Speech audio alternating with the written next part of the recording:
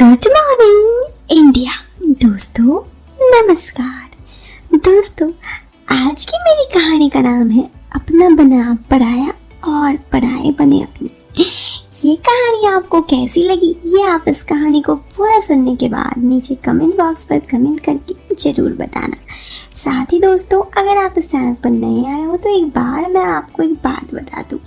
अगर आप चाहते हो कि ये कहानी सुनने में आपको अच्छी लगे तो ईयरफोन या हेडफोन का उपयोग करें। इससे ऑडियो क्वालिटी अच्छी आएगी जब आपके कानों तक पहुंचेगी। साथ ही अगर आप चाहो तो आप अपनी आंखों को बंद कर सकते हो। इससे ये कहानी काफ़ी रियलिस्टिक लगेगी, जैसे कि आपकी निजी ज़िंदगी पर ही आधारित हो। दोस्तों ये कहानी एक सच्ची दास्तां पर आधारित है। ये कहानी ममता की है जो एक स्कूल टीचर है। ममता कहती है, मैं 47 वर्ष की शादीशुदा महिला हूँ। मैं गुरुग्राम में टीचर के तौर पर कार्य करती हूँ। मेरी लंबाई 5 फीट 5 इंच है और शरीर थोड़ी हेल्दी हूँ। खैर मेरे पति और मेरे में रिश्ते काफ़ी अच्छे थे और उन्होंने मेरे पति का रिश्ता मुझे छोड़ के अपने ऑफिस में भी कई औरतों से था। ये बात मुझे तब पता चला जब एक दिन हमारा बहुत झगड़ा हुआ। उसके बाद हमारे रिश्ते में बहुत ज़्यादा खराबी आ गई। अब मैं काफ़ी परेशान रहने लगी। अपनी ड्यूटी के दौरान भी उदास रहने लगी। अपने काम को भी मैं ठीक से नहीं कर पा रही थी। अभी 2 महीने पहले ही हमारे स्कूल में नया अध्यापक ट्रांसफ़र होकर आए थे। उनका नाम मनोहर था। वो स्कूल में अर्थशास्त्र के टीचर थे। उनकी उम्र 29 साल और हाइट 5 फीट 5 इंच था, मगर एकदम सुडौल बनावट, एकदम आकर्षक लगते थे। वो जितना आकर्षक दिखते थे उतने ही सुंदर पढ़ाते भी थे। धीरे धीरे मेरी उनसे ऑफिशियल कामों को लेकर बात होने लगी।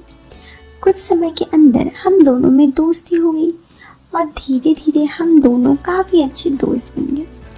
उसका एक कारण ये भी था कि वो अपने परिवार से दूर यहाँ अकेले रहते। एक बार उन्होंने मुझे शाम में मुझसे मिलने के लिए कहा। मैंने अपने हस्बैंड का बहाना लेकर मिलने से मना कर दिया। अगले दिन फिर जब उन्होंने बातों ही बातों में कह दिया कि ममता तुम मुझे बहुत सुंदर लगती हो। मैं आपको सिर्फ अपनी अच्छी दोस्त के नाते कॉफ़ी पर बुला रहा हूँ।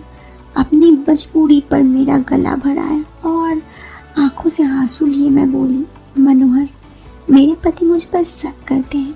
हमारे बीच रिश्ता कभी भी अच्छा नहीं रहे, ना तो दोनों का और ना ही पारिवारिक तौर पर। हम दोनों पति पत्नी में झगड़े का असर अब हमारे बच्चे पर भी पड़ने लगा। उन्होंने बड़े अपनेपन से मुझे पूरी बात पूछी तो मैंने अपने पति का दूसरे लड़कियों के साथ अफेयर के बारे में और मेरे साथ उनके द्वारा किए गए मार पिटाई के बारे में बताया। मनोहर ने मुझे संभालते हुए कहा कि तो आप ये बात का कंप्लेन क्यों नहीं करती। मनोहर ने मुझे सांत्वना दिया। अगर मैं इस अत्याचार के खिलाफ कुछ कदम उठाऊंगी तो वो मेरे साथ देने के लिए तैयार है। उनकी हिम्मत देने के बाद मार्च के महीने में एग्ज़ाम के टाइम में अपने पति के खिलाफ घरेलू हिंसा का केस दर्ज करवा दी, जिसके बदले मेरे पति मनीष ने मुझे घर से निकाल दिया। उस दिन मैं बहुत रो रही थी। पूरे स्कूल के स्टाफ में मेरे बारे में चर्चा भी हो रही थी। मनोहर ने मुझे स्कूल टाइम के बाद अपने साथ चलने को ले कहा। मेरा मना करने के बाद वो जोर देकर मुझे अपने घर ले गए। मैं सोच रही थी शायद ये मेरी मजबूरी का फ़ायदा उठाने का सोच रहा है, मगर मुझे उसकी इंसानियत का पता तब चला जब उसने मुझे अपने हाथों से बना खाना खिलाया। उसके घर पर एक ही बेड था। उसने मुझे बेड पर सोने के लिए कहा और खुद ज़मीन पर सो गया। उस दिन मुझे अपने पति मनीष और मनोहर के व्यक्तित्व में अंतर मालूम पड़ा। मैंने ये भी पाया कि मनोहर एक अच्छा दोस्त ही नहीं बल्कि एक बहुत ही अच्छा इंसान भी है। ऐसे ही एक सप्ताह गुजर गया। मेरे पति मनीष ने इस हफ्ते के दौरान ना ही मुझसे कभी फ़ोन किया, ना ही स्कूल में आकर मुझसे मिलने की कोशिश की। अब कुछ दिन मैंने और इंतज़ार किया। फिर मुझे अपने बच्चों की फिक्र होने लगी। मनोहर मुझे मेरे बच्चों से मिलवाने के लिए उनके स्कूल ही ले गया। वहाँ मेरे बच्चे ने मुझे बताया कि पापा आपके नहीं होने के बाद एक दूसरी आंटी को घर में बुला रहे हैं। वो आंटी पापा के साथ ही रहती है। बच्चों के मुंह से ये बात सुनकर मेरा दिमाग खराब हो गया। मैंने उसी क्षण निर्णय ले लिया कि अब मैं किसी का परवाह नहीं करूंगी। मनोहर और मैं उसके बाद घर आ गए। उस शाम को मैंने मनोहर से कहा कि आज मैं खाना बनाऊंगी। मनोहर मान गया। मैंने खाना बनाया और हम दोनों साथ खाए और फिर बैठकर बात करने लगे। फिर वो बर्तन उठाकर धोने के लिए चला गया। जब वो बर्तन धोकर वापस आया तो मैंने पूछा, तुम शादी क्यों नहीं कर लेते मनोहर? वो हंसते हुए बोला कि अगर मैं शादी करूंगा तो मेरा हाल भी तुम्हारे जैसे ही होगा। जिस तरह से पति होते हुए फिलहाल मैं तुम्हें संभाल रहा हूँ, वैसे ही शादी के बाद कोई दूसरी औरत फिर मुझे ऐसे ही संभाल रही होगी। उसकी इस बात पर हम दोनों हंस दिए। फिर कुछ देर बैठकर बातें करने लगी। इसी दौरान हंसी मजाक काफी हुआ। फिर हम सोने की तैयारी करने लगे। मैंने मनोहर को कहा, आओ तुम भी बेड पर सो जाओ।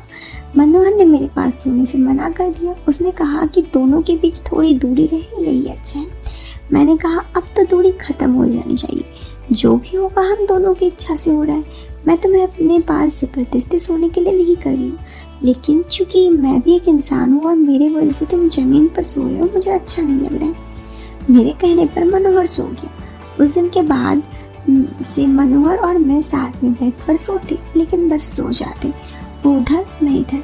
कुछ दिन ऐसे ही बीत गए। एक दिन लेटे लेटे मुझे नींद नहीं आ रही थी। मैंने करवट बदली तो मनोहर भी बार बार करवट बदल रहा था। मैंने उसे कहा, क्या हुआ, नींद नहीं आ रही?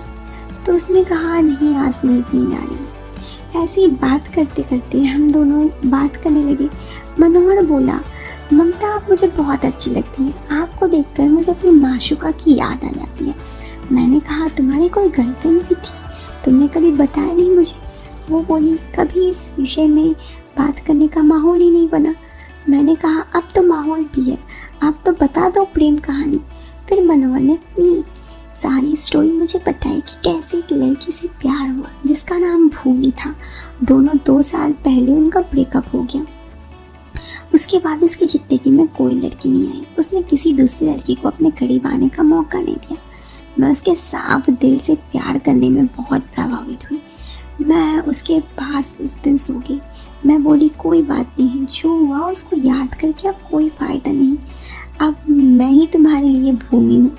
इतना कहने पर वो मुस्कुरा दिया।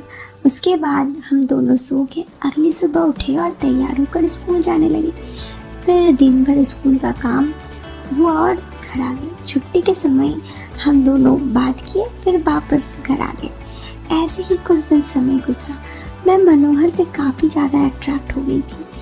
हम दोनों एक दूसरे के साथ रहना चाहते थे। अब हम दोनों सोच रहे हैं कि मेरा एक साथ कानूनी रूप से लिविंग रिलेशन में रहना शुरू कर दे।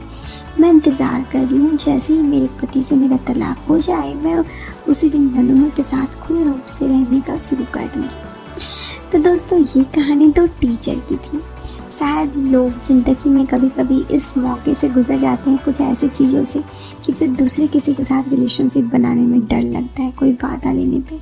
अक्सर ऐसा होता है जब लोग अपने पिछले पास्ट का एक्सपीरियंस इतना बुरा होता है कि फिर उन्हें वापस से किसी के साथ रिलेशनशिप में आकर किसी के साथ रहने में बहुत डर लगता है। ऐसे ही कुछ ममता के साथ भी हुआ। लेकिन उस वक्त में एक बात तो समझनी चाहिए कि हर इंसान अलग अलग होते हैं।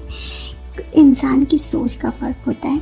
हमें हर लोगों को हमारे जीवन की एक ही सोच पर जज नहीं करना चाहिए।